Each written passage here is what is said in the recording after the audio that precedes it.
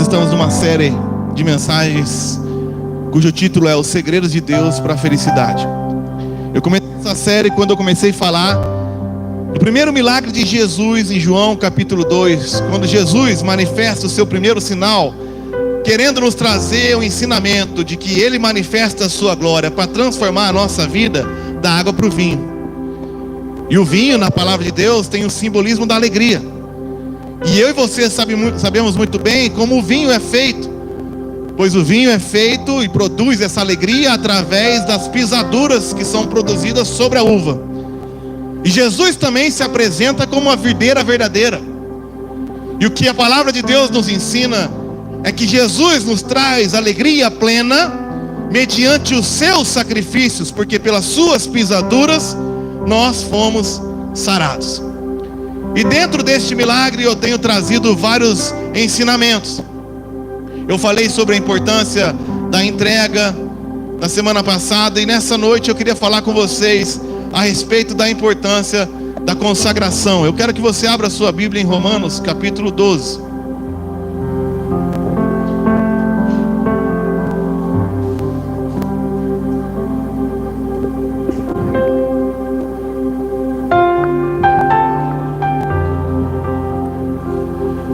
Romanos capítulo 12.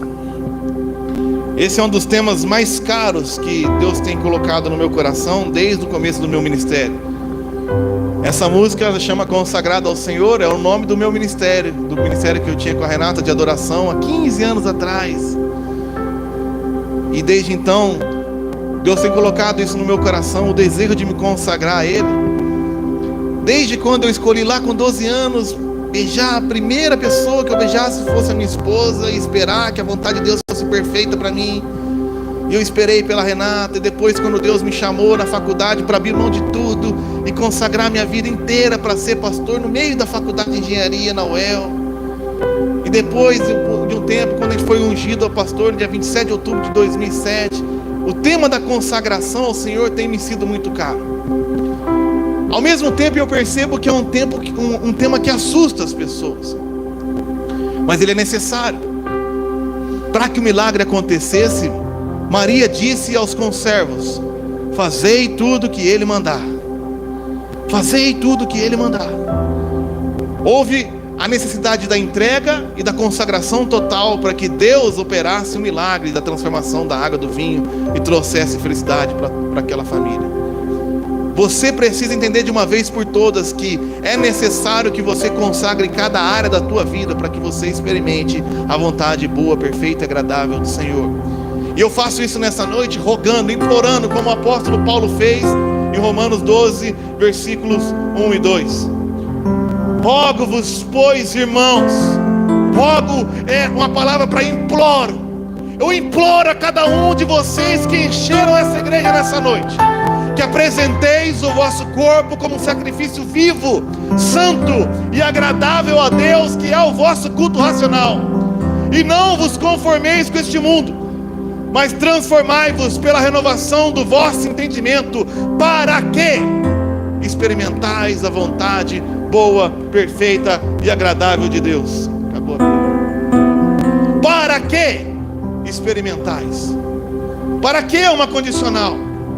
Deus tem uma vontade boa, perfeita e agradável para cada um de nós, mas para que você seja capaz de saborear, degustar, experimentar essa vontade, Ele nos implora: apresenteis o vosso corpo como sacrifício vivo, santo e agradável a Deus. Esse tema e a ministração dessa noite segue o tema consagração. É isso que Jesus estava tentando nos ensinar, o apóstolo Paulo nos ensina nessa mensagem: consagração. Sacrifício vivo era o que acontecia no Velho Testamento quando alguém pecava e havia um simbolismo. O simbolismo era que você pegava um cordeiro e ele tinha que ser perfeito, ele tinha que ser o melhor cordeirinho possível, e levava até o sumo sacerdote, e chegava diante do sumo sacerdote, porque a Bíblia ensina que o salário do pecado é a morte. E por ter pecado, algum sangue tem que ser derramado. Então você pegava esse melhor cordeiro, colocava a sua mão sobre a cabeça do cordeiro e confessava os seus pecados.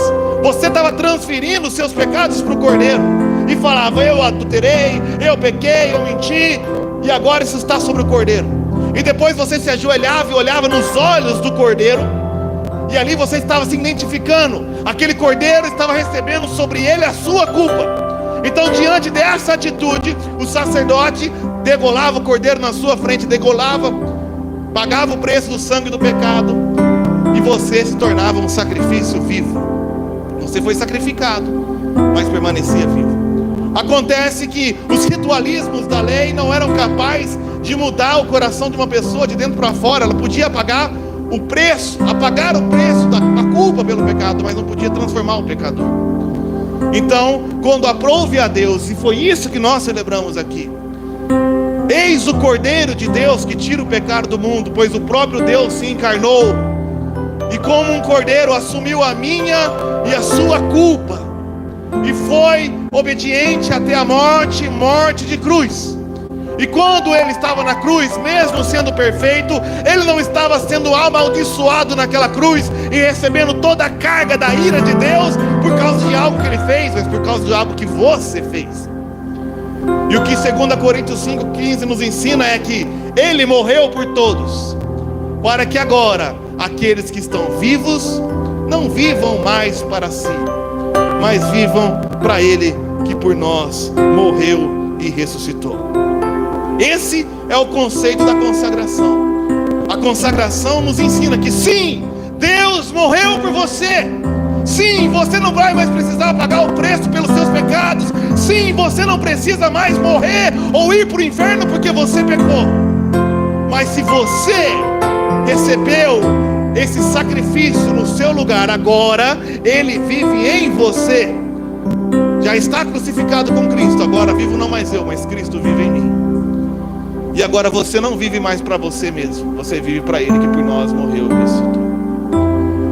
E eu tenho pregado essa mensagem de consagração há muitos anos, e a pergunta que eu mais ouço é: de fato a consagração é necessária? Se ele pagou o preço e está consumado, por que eu vou me consagrar? Jesus já não pagou o preço completo? Se eu sou salvo pela fé, se eu sou salvo pela graça, por que eu vou me consagrar? Para que isso, pastor? E eu pergunto para você: um médico pode dar o diagnóstico completo sem todas as informações? Você pode chegar no médico e falar para ele assim: olha, vou fazer uns exames aqui. E ele fala para você: olha, eu quero exame de urina, de fezes e o exame de sangue. Aí você vira para ele e fala assim: tudo bem, médico, só que o exame de fezes eu acho que é uma coisa particular minha e eu não quero expor para você, é uma intimidade minha, eu não quero expor. Ah, mas você tem um problema no intestino, eu preciso analisar o que está acontecendo aí. Não, obrigado, analise com o que tem aí. Essa é a vida cristã de muitos. Eles aceitam a Jesus como Salvador, mas em algumas áreas da sua vida ele fala: não, essa área da minha vida aqui, eu vou fazer do meu jeito. A segunda pergunta que eu te faço: o paciente pode obter cura completamente sem obedecer e seguir todas as orientações médicas do tratamento? Vamos supor que você entregou todos os exames, aí o médico fala: agora você vai tomar esse remédio, você vai fazer esse e aquele tratamento. Aí você analisa e fala: tudo bem, doutor, gostei dessa ideia aqui, essa aqui eu não concordo não, essa aqui eu vou fazer, essa aqui eu acho melhor não. Tem alguma chance da pessoa ser completamente curada tratando assim? O que eu estou tentando ensinar para vocês é que Jesus não morreu apenas para te livrar do inferno eterno. Jesus morreu para te salvar do inferno aqui, da vida infernal, que é viver sem desfrutar da vontade boa, perfeita e agradável de Deus para cada uma das nossas necessidades. Então Deus tem várias promessas. É de fato necessário se consagrar, porque Ele fala em João capítulo 14:15: se me amais, guardareis os meus mandamentos. Aquele que tem os meus mandamentos e os guarda, esse é o que me ama. Aquele que me ama será amado por meu Pai, e eu também o amarei e me manifestarei a Ele. Olha que promessa. É necessário sim amar e guardar os mandamentos do Senhor para que Ele manifeste na tua vida. Quem me ama Já falou. Vós sois meus amigos, se fizeres o que eu vos mando. Já não vos chamo servo, porque o servo não sabe o que faz o seu senhor, mas tenho-vos chamado de amigos, porque tudo quanto ouvi do meu Pai, eu vos tenho dado a conhecer. Não fostes vós que me escolhestes a mim, pelo contrário, eu vos escolhi a vós outros, e vos designeis para que vades e deis frutos, e o vosso fruto permaneça, a fim de que tudo quanto pedirdes ao Pai, em meu nome, eu vos conceda. Isto eu vos mando, que vos ameis uns aos outros. Olha o Salmo 119, 165. Grande paz tem os que amam a tua lei, e para eles não há tropeço. Grande paz. Salmos foi escrito em hebraico, e eu posso falar as duas primeiras palavras para você. Rabi Shalom. Rabi significa eternamente grande, abundantemente grande. E Shalom significa paz, bem-estar, saúde, prosperidade. Bem-estar, paz, saúde, abundante. Tem aqueles que amam a sua lei, e para estes não há tropeço. Então não basta apenas você entregar a sua vida a Jesus como um Salvador, porque você vai ter uma parte da obra de Deus acontecendo na sua vida, mas o Senhor quer ser Senhor da sua vida. Para quê, pastor? Para que você experimente a vontade boa, perfeita e agradável de Deus. Mas sabe, eu já conheço o que passa na tua cabeça, porque isso passou na minha cabeça. Por que eu vou me consagrar para experimentar a vontade de Deus? O crente morre de medo da vontade de Deus. Eu lembro quando eu me consagrei com 12 anos no relacionamento e falei: a primeira mulher que eu beijar, eu vou casar. E eu vou esperar a mulher de Deus para mim. E foi batendo 16, 17, 18 anos.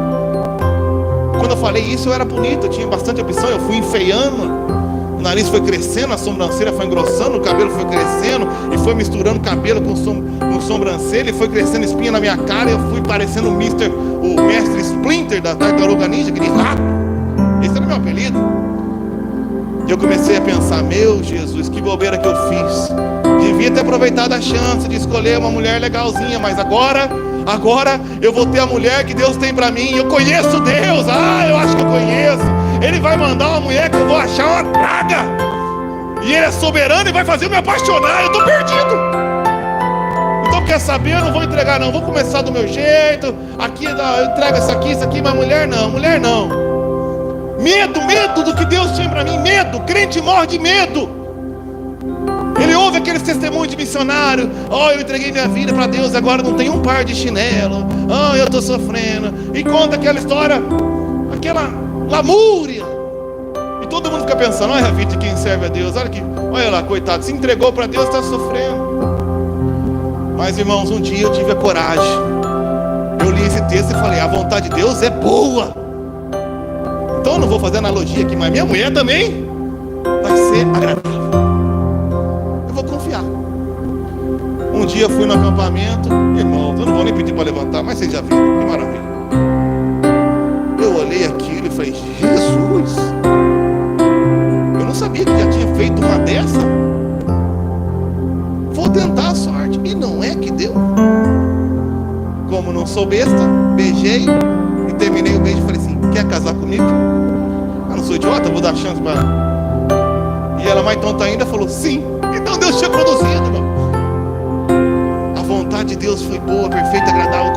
Quando eu falei, o pessoal da igreja falou: vou namorar aquela lá no acampamento. Os caras falaram: você é feio, nunca namorou ninguém. Não importa, mas Deus tem algo bom e agradável e perfeito para mim. Mas a gente não acredita. Eu posso provar para você como você não acredita que a vontade de Deus é boa, fazendo uma pergunta: não é estranho ver Deus sempre como o último e fatalístico recurso? Eu vou te provar. Você tem uma área da sua vida que está sofrendo, então você tenta de tudo e não consegue resolver.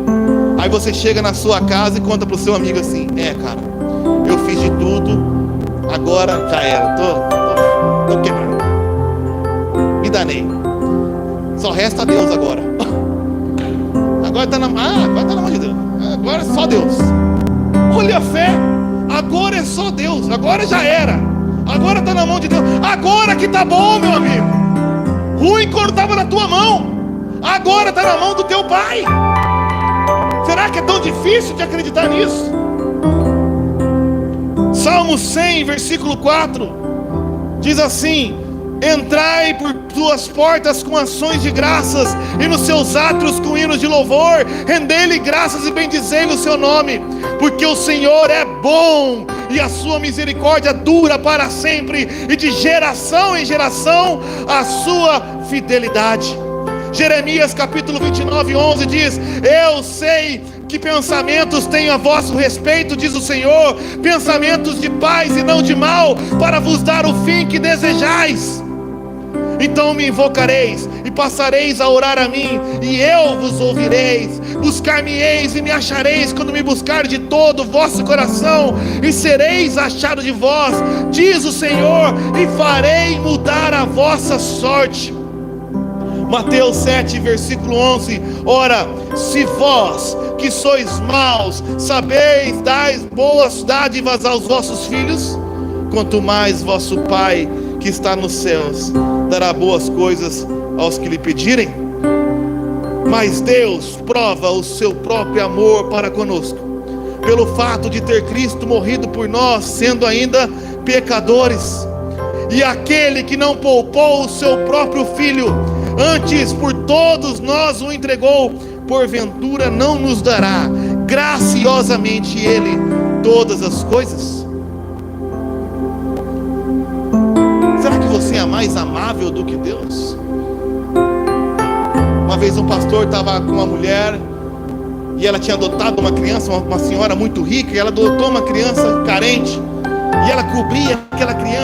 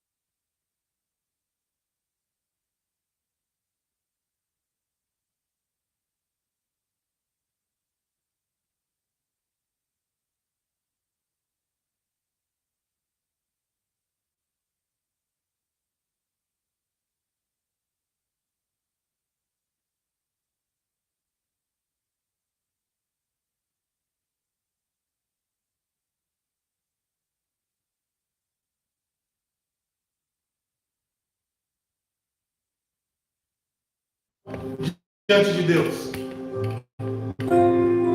te assusta. Como você pode que a tua vida agora depende só de Deus? Como eu posso descansar se eu soubesse que minha vida depende de mim? Que tipo de Deus é esse que você acredita? Que tipo de amor é esse que dá o seu próprio filho, mas não vê a hora de você seguir uma orientação para acabar com a tua vida? Que tipo de Deus é esse que você foi ensinado a crer? 1 João 4,16 nos diz: e nós conhecemos e cremos no amor que Deus tem por nós, pois Deus é amor, e aquele que permanece no amor, permanece em Deus e Deus nele.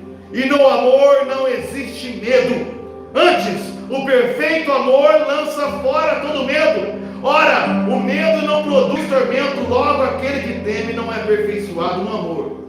E nós amamos porque Ele nos amou primeiro. Que tipo de evangelho é esse que você ouviu, que ouvir e se entregar a Deus é sinônimo de tragédia? Hoje a mensagem do pastor foi pesada. Ele pegou, ele bateu. Por quê? Porque eu falei para você se consagrar ao Senhor. Porque eu falei para você fazer o que Ele manda. Porque pesado é você sair daqui e continuar vivendo a vida como você tem vivido. Pesado é viver uma vida dependendo de você.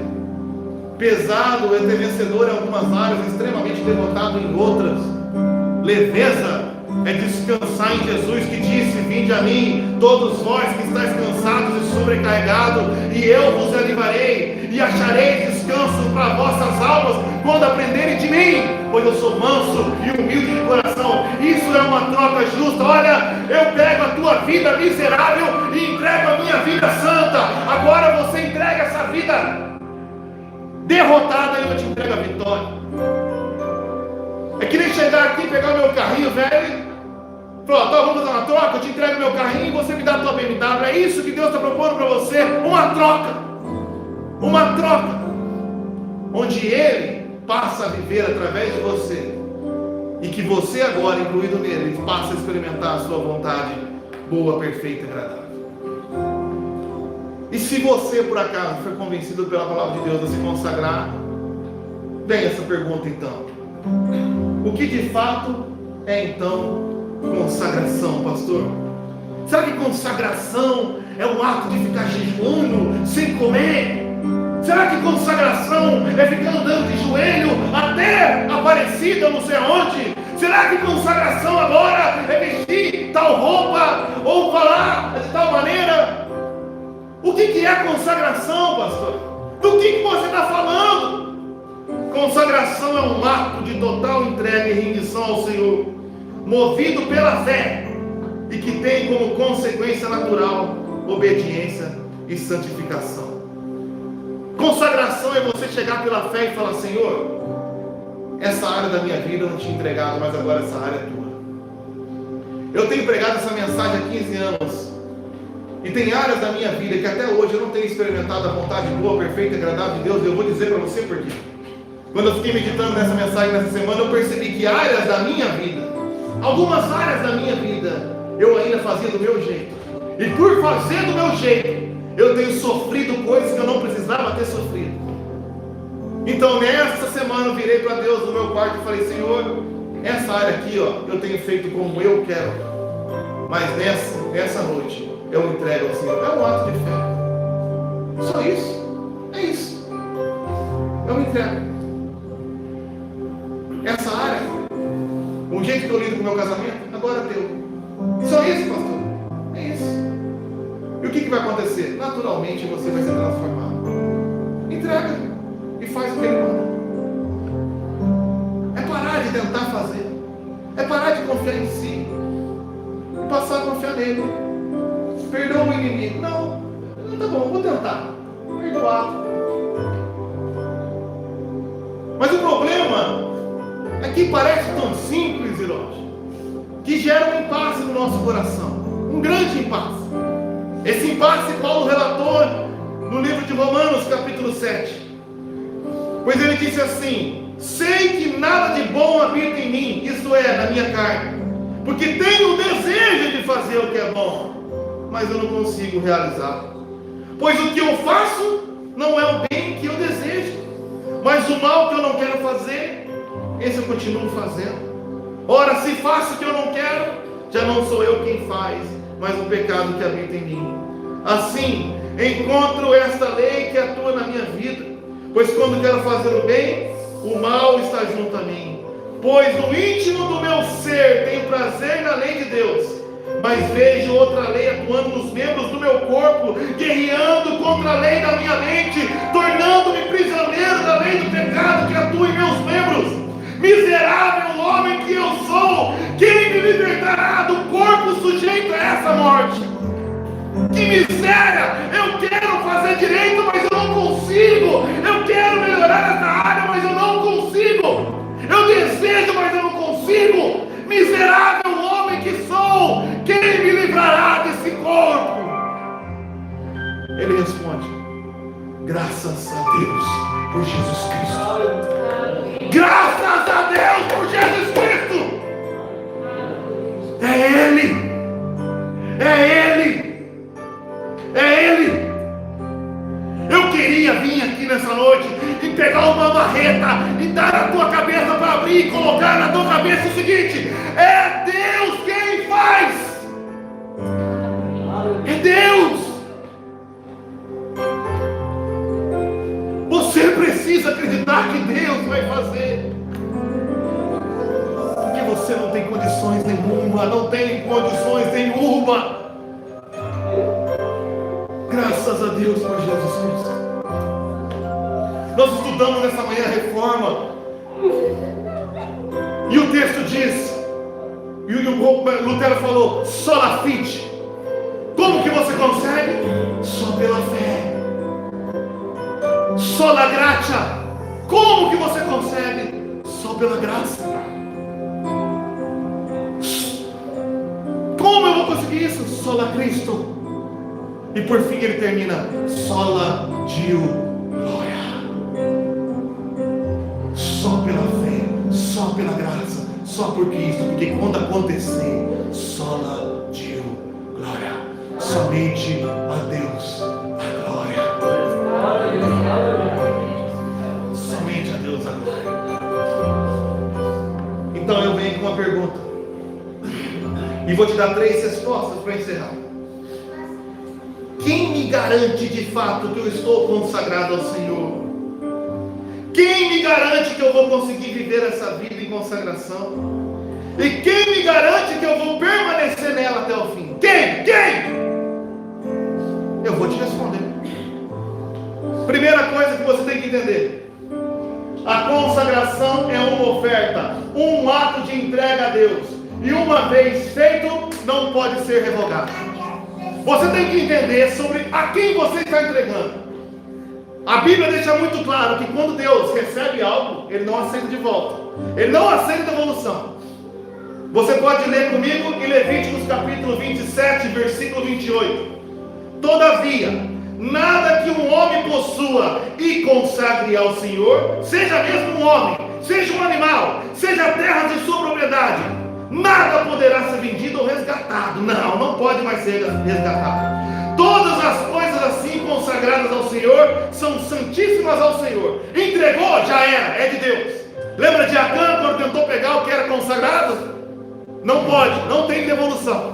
Uma vez entregue para Deus, é de Deus.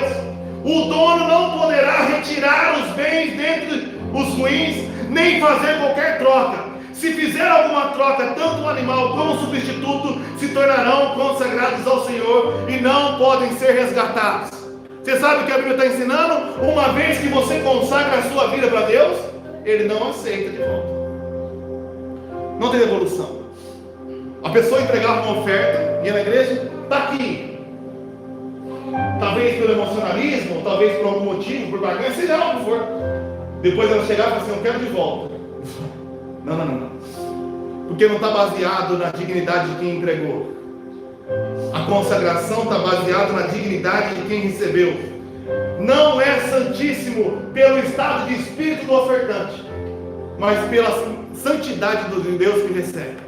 Eu não estou nem aí se você não entregou de qualquer jeito. Agora é meu. Não tem graça, não tem brincadeira. É meu. Então Deus não aceita a devolução. Primeira coisa que você tem que entender. Segunda coisa, a operação desta consagração não depende de nós, e sim do agir e operação do Espírito Santo em nós. Uma vez entregues nas mãos do Senhor, Ele entrará em operação. Ele entrará em operação. Sola Escritura. Vamos pela Bíblia então. Salmos 37. Entrega o teu caminho ao Senhor, confia nele, quem agirá? Quem agirá? Ele agirá. Continua. O que Paulo falou em Romanos 7? Graças a Deus por Jesus Cristo. Olha Filipenses 2,13. Pois é Deus quem efetua em vocês tanto o querer quanto o realizar, de acordo com a vontade de quem, gente? Ele efetua só o querer. O mal que eu não quero, o bem que eu quero, eu consigo fazer. Ok, você quer fazer o bem? Ele efetuou o querer em você. Mas tem um problema, eu não consigo fazer. Continua o texto. Ele efetuará o realizar. De como? De acordo com a vontade dele. Para quê? Para que venham a tornar-se puros e irrepreensíveis, filhos de Deus inculpáveis no meio de uma geração corrompida e depravada, na qual vocês brilham como estrelas do universo. Vocês vão se tornar puros e irrepreensíveis. Por quê? Porque Ele vai operar o querer e Ele vai operar o realizar. Hebreus capítulo 13, versículo 20. O Deus da paz, que pelo sangue da aliança eterna trouxe de volta dentre os mortos o nosso Senhor Jesus, o grande pastor das ovelhas. Quem? O Deus do paz. Versículo 21. Os aperfeiçoe em todo bem. Para quê? Para fazerem a vontade dele. E o quê? E opere ele em nós o que lhe é agradável, mediante Jesus Cristo, para quem seja glória para todos sempre. Amém. Judas capítulo 1, 24. Aquele que é poderoso, ele é poderoso para impedi-los de cair e para apresentá-los diante da sua glória sem mácula e com grande alegria. Ao único Deus, nosso Salvador, seja glória, majestade, poder, autoridade, mediante Jesus Cristo nosso Senhor, antes de todos os tempos, agora e para todos sempre. Amém. Ele é poderoso para apresentá-los diante da sua glória sem mácula. E como eu vou saber, por fim, o aceite e manutenção ou perseverança dessa oferta, dessa consagração, até a sua conclusão, é de garantia do próprio Jesus. Então Jesus aceita a oferta, não pega de volta, trabalha para que esse milagre aconteça, não tem devolução e completa o serviço. Baseado na garantia de quem? Selo de garantia, Jesus Cristo de Nazaré. Eu vou te mostrar na palavra de Deus.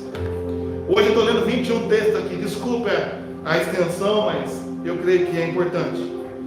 João 6,37. Presta atenção em nome de Jesus. O que Jesus falou: todo o que o Pai me der virá a mim, e quem vier a mim eu jamais rejeitarei. Oh Deus, mas a minha vida é tão miserável, eu jamais rejeitarei. Jesus é mentiroso? Eu jamais rejeitará. Tu não me deixará, não me deixará jamais.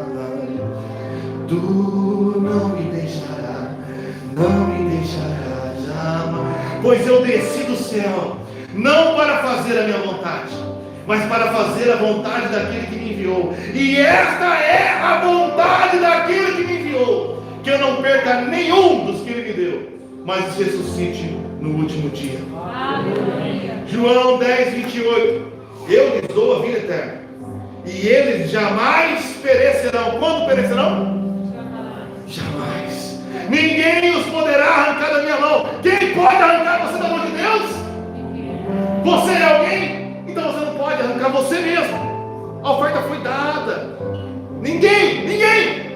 Meu Pai que as deu para mim, e meu Pai é maior do que todos, e ninguém pode arrancar da mão do meu Pai. Ninguém. Continua Romanos 8, 29.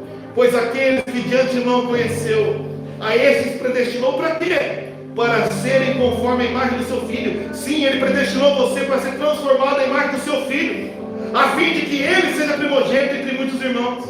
E a todos que predestinou também chamou, e aos que chamou também justificou, e aos que justificou também glorificou. Glorificou é a última estágio da salvação, e ele fala como se tivesse acontecido no passado. Glorificou. E ele faz uma pergunta: o que diremos, pois, diante dessas coisas? Pois se Deus é por nós, quem será contra nós? Se Deus é por mim nessa obra, na minha vida, quem vai ser contra? Filipenses 1:6, o apóstolo Paulo diz assim: pois eu estou convencido que aquele que começou a boa obra em vocês vai completá-la até o dia de Cristo Jesus. E eu também estou convencido de que aquele que começou a boa obra na tua vida vai completá-la até o final. Você consegue se convencer disso? Você gostaria de consagrar alguma área da tua vida ao Senhor Jesus nessa noite? Tem alguma área da tua vida que você até hoje não conseguiu consagrar? e está te atrapalhando de experimentar a vontade boa, perfeita e agradável nessa área mesmo, você gostaria de entregar para Deus? Eu tenho certeza que se você entregar para Deus, Ele vai completar a obra. Agora, sabe o que me estranha, irmãos? Estava meditando hoje, Gálatas capítulo 3, não está aqui no Data Show, não procura no teu celular. Versículo 2 e versículo 3, ele diz assim: eu gostaria de saber apenas uma coisa: foi pela prática da lei que vocês receberam o Espírito, ou pela fé naquilo que vocês ouviram? Responde para mim. Você obedeceu toda a lei e recebeu o Espírito Santo? Ou foi pela fé? Como que a gente recebe? Então, será que vocês são tão insensatos que, tendo começado essa obra pelo Espírito, querem agora se aperfeiçoar pelo esforço próprio? Por quê? Por que vocês querem tentar agora no próprio esforço, se você nasceu de novo pela fé? Você quer consagrar a sua vida ao Senhor? João diz assim: esta é a confiança que temos ao nos aproximarmos de Deus. Se pedirmos alguma coisa de acordo com a sua vontade, Ele nos ouve. E sabemos que Ele nos ouve em tudo o que pedimos. Então sabemos que temos o que dele pedimos. É da vontade de Deus que você se consagra ao Senhor, sim ou não?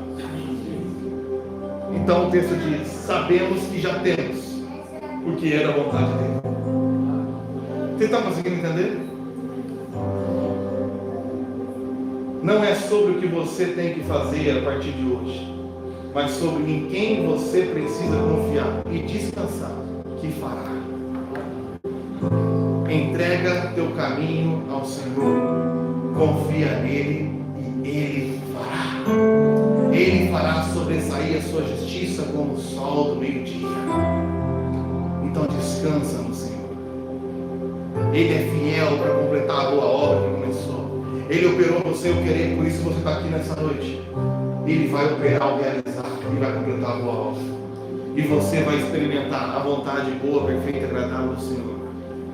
Ah, pastor, isso depende de fé. Sim, depende de fé. Porque é pela fé. A fé nele, não em você. Como eu disse, eu gostaria de gritar, mas eu quero sussurrar. É pela fé. Coloque-se de pé. Tu não me deixarás, não me deixarás jamais.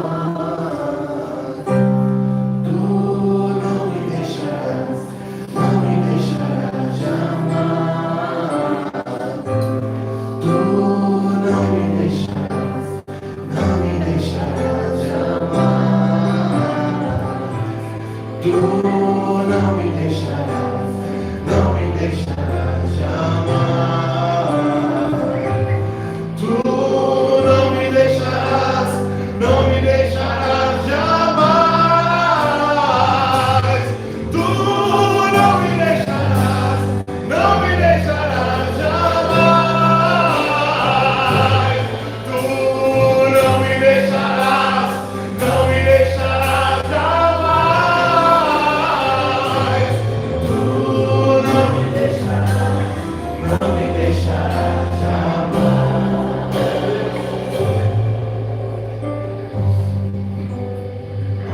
Será que Deus te ama mesmo?